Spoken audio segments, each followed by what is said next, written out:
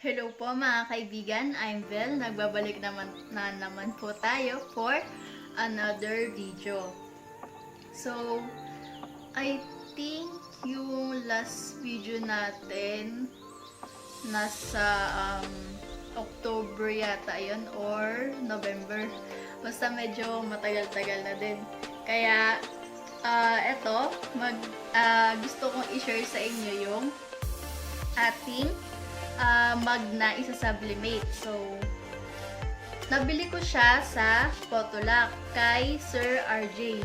Ayan, doon kasi ako kumukuha ng gamit ko na mugs. Saka, kapag konti lang naman yung kuha ko ng supply, doon naman ako sa Shopee account niya kumukuha. So, meron din silang Shopee account. Kasi, mas gusto ko doon kasi mabilis silang magpa-ship, saka maingat sila sa pagpapak ng mga item. So, eto na nga. Umorder ako doon sa Potolac kay Sir RJ ng sublimation mug.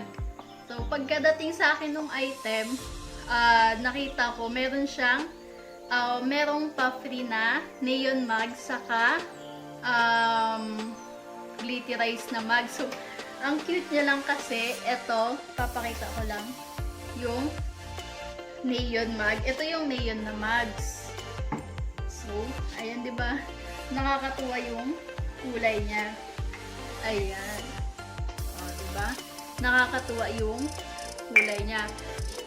Babago kasi ako mag-sublimate ng neon saka glitterize na mug. So, syempre, chinat ko si Sir RJ from Potolac kung same lang ba yung settings niya sa white mug saka dito sa neon saka glitterize. So, ito yung glitterize, diba? Ang cute. Nakakatuwa. Oo, diba? Nakakatuwa. Nakita ba yung pagka-glitterize niya? O, diba? Nakakatuwa yung niya, yung mugs. So, etong glitterize, talagang maganda to pang souvenir sa sa wedding. So, or sa dibu. Ayan. Kasi 'di ba, ang cute sa kampang sosyalin. So, ayan na nga. So, i-share ko sa inyo yung pagsa-sublimate natin ng ganitong mugs para makita natin yung output kung maganda siya. So, I think maganda yun kasi ang cute niya. So, ayan, nagprint na ako dito ng mga ilalagay sa mug. So, nagprint ako ng black lang para makita natin kung maganda siya sa black or sa colored. Ayan, nagprint ako ng black and ayan, ng colored. So, ilalagay na lang natin siya mamaya doon sa ating mugs. So, para makita natin kung ano yung magiging itsura niya, kung maganda ba siya or anong magiging output niya dito sa ating neon and glitterize. So, umpisahan na natin yung ating pag-sublimate. So, syempre, una, pipili muna ako ng kulay kung saan siya mas babagay. Syempre, pilihan nyo din kung saan siya babagay. Yung mas titingad yung yung kulay ng lalagay nyo na picture. Siguro itong kay Avril, bagay siya sa dito. Dito ko na lang siya ilalagay. Kasi light siya. Then yung picture is medyo may pagka-dark. So, ayan. Tapos yung kay Lupi, dito na lang sa pink. So, ayusin lang natin tapos umpisahan na natin. Okay, ayan. Nalagyan na natin itong glitterize mug saka itong gold saka silver. So, ilagay naman natin yung dito sa neon. Syempre, syempre yung paglalagay nito, tansyahan lang din naman. Ayan. Tansyahin mo lang kung pantay siya. Ang sukat pala nito is ano ay 8 by 3.5 inch. So, kung may magtatanong din kung ano yung gamit ko na ink or printer, ang gamit po natin na printer ay Epson L120 and yung ink natin, syempre sublimation ink. So, ang gamit ko ay Kooli. So, ito naman kay Lupi. Dito siya sa pink. So, kung may magtatanong kung ano yung gamit pala natin na paper, gamit ako lang. Ito siya. Ito, sublimation. Ay, QAF sublimation paper. So, yung printable area niya is itong nakikita nyong white. So, baka malito kayo kasi ang back nito kulay pink. Ayan, mapapansin nyo naman siya kapag sa personal. So, doon kayo sa white area mag-print. Siyempre, may gamit ng sublimation printer, sublimation ink, and sublimation paper, syempre. So, yan, ilagay na nga natin si Lupi. Ayan, ipantay lang natin. So, tansyahin ulit natin kung pantay na ba siya sa gitna. Ayan. Pwede na siguro ito.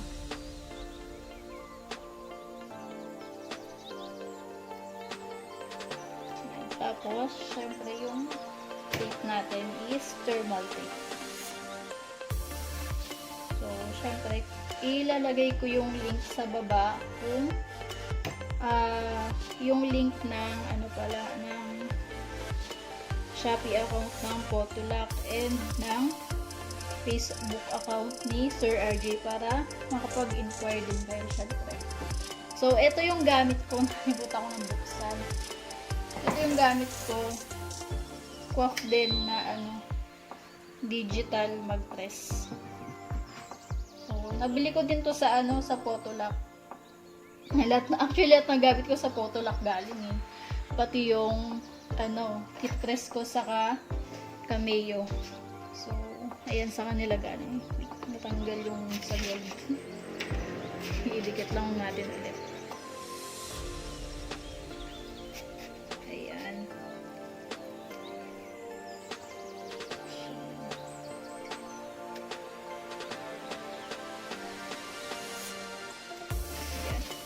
So, ayan. I-open lang natin to.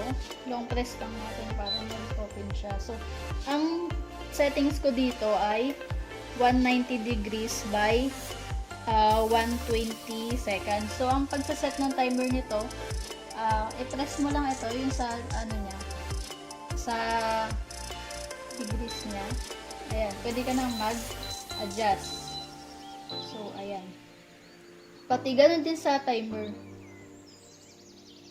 Sa akin, okay naman na yung settings yan kasi hindi ko naman binabago. 190 degrees. And, yung temp niya, yun nga, 190 degrees. And, 120 seconds. So, ang maganda dito, madali lang siyang uminit. Kaya, hindi ka rin mag-aantay ng matagal. Okay. So, syempre, maraming salamat sa Potluck sa kanilang free mugs. Ayan, ang cute ng mugs nila. So, kompleto din sila ng mga sublimation consumables. So, doon ako kumukuha. Kapag konti lang yung orders ko na supply, doon ako sa Shopee account nila kumukuha. So, kapag mga mugs naman, dumidirect ako kay Sir RJ kasi wala silang ganun sa Shopee account. So, pinapaship nila via Victory. So, madali silang cheap, saka maingat talaga sila sa mga item na ipapadala nila. Very secured sila mag-pack. So, kaya dun din talaga ako kumukuha ng mga gamit ko. So, ako, ang ginagawa ko dito, kapag first na salang ko ng mag, nagta-timer ako. Kasi, yung pag-unang salang mo, pag na-reach niya na yung 190, syempre tutunog yan, di ba? So, kapag tumunog siya, pwede mo nang isalang to. So, magsaset din ako ng timer. Kasi, kapag yung unang salang, hindi siya agad nagka-count. Kasi yung init niya, nalilipat sa mag. Kaya, syempre, bumababa yung kanyang pressure. Or yung niya. So, ayan, isalang na natin tong una. Yung si Luffy. So, ayan. Syempre, iwasan natin na tumama siya dito sa ito para hindi mag-crack yung ating mag. So, ayan. Magsaset ako ng timer na 120 seconds or 2 minutes. Ayan, diba? Hindi siya, kung makikita nyo, ayan. Diba hindi siya agad nagka-count? Kasi kung iintayin ko pang mag-count yan, baka masunugan ako ng mag. Kaya, nagsiset ako ng timer ko. Ayan. Iintayin ko lang siya ng 120 seconds bago ko tanggalin. Ayan, diba? Ang cute niya. Tingnan natin yung kakalabasan mamaya ng ating mag. So, hintayin lang natin yung 120 seconds. Okay. 120. Tingnan natin yung result. Wait lang, medyo mainit pa.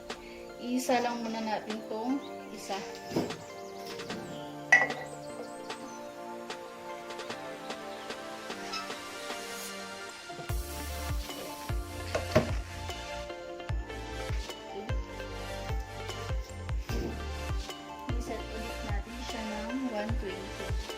So, ito naman ipapakita ko yung isang ginagawa ko kapag yung isang ginagawa ko na pagbaliktad para sure na luto yung magkabilaang area niya, yung taas sa kababa, para sigurado talaga. So, ipapainit ko siya ng 100 seconds. Tapos, yung 20 seconds, okay. Pag 100 seconds, ay tatanggalin ko siya, then, ibabaliktad ko siya. So, ipapainitin ko naman siya for 20 seconds. So, yan. Hintayin na lang natin.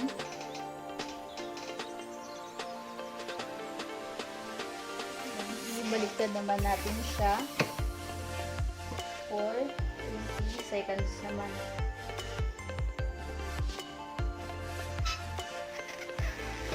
Make sure din na hindi baliktad yung nyo. Double check nyo kung hindi baliktad yung image nyo para hindi kayo masayangan sa mga mags nyo.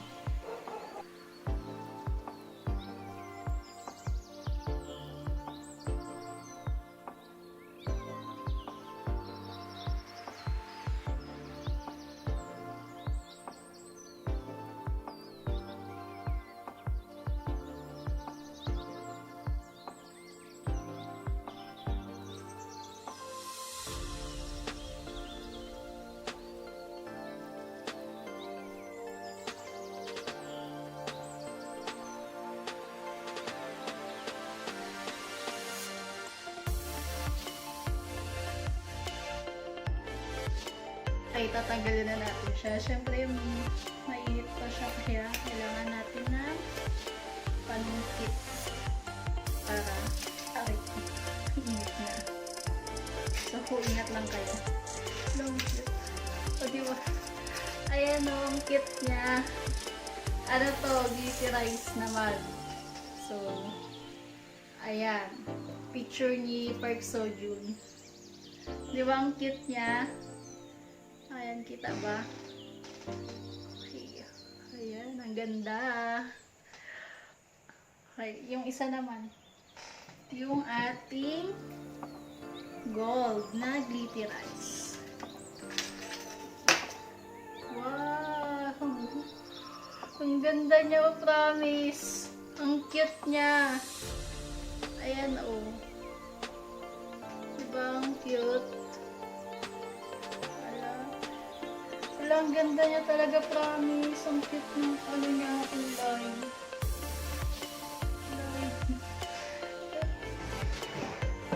Ito naman tayo sa neon. Ito, si ano yata to? Si Luffy. Ayan, ito black lang yung ano, nilagay ko para makita natin. So, diba? Ang ganda niya pa rin. Kita ba? Ayan. Hindi mo siya maganong kita kasi dun sa light. Pero kapag ano siya, sa personal, ano siya, maganda siya. Ayun. Ayun siya. Diba? Maganda talaga siya. Ang cute niya, oh. Ayan.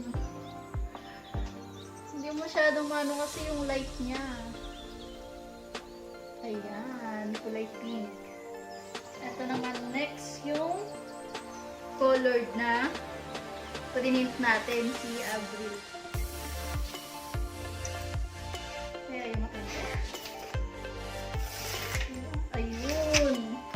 So, ang ganda. So, diba? Ang cute niya. Aha. Aha. Neon. Ayun, no? Ganda. Wow. Oh, ha? Ang cute. Wala, ang ganda niya, promise talaga. Ang cute ng ano. Ang cute na, ang cute ng output. Ayun, oh. Oh, ha? Ay, ito na gagamitin ko lagi. Ito akin to dalawa. Crush ko to si Park Seo-joon. Oh. Diba, ang gwapo niya. Tapos nilagay sa magandang mug. Perfect. Ayan. So, okay. Medyo mainit. Pinatay ko yung electric fan. So, ito na nga. Ang gaganda nung output natin sa ating sublimation na mag. So, thank you Photolux sa ating free na glitterize and neon. So, ayan. Ilalagay ko po mamaya sa baba yung Shopee account nila saka Facebook account para syempre kung gusto nyo mag-order ng ganito, diba? Ang cute. Ng ganito, madali nyo silang makakontakt. So, hanggang dito na lang. Ay, bago ko makalimutan, abangan nyo din, pagkatapos ko dito, iti-take ko naman yung Sintra board. So, kung paano gumawa nun. So, okay, hanggang dito na lang at maraming salamat po. Happy printing!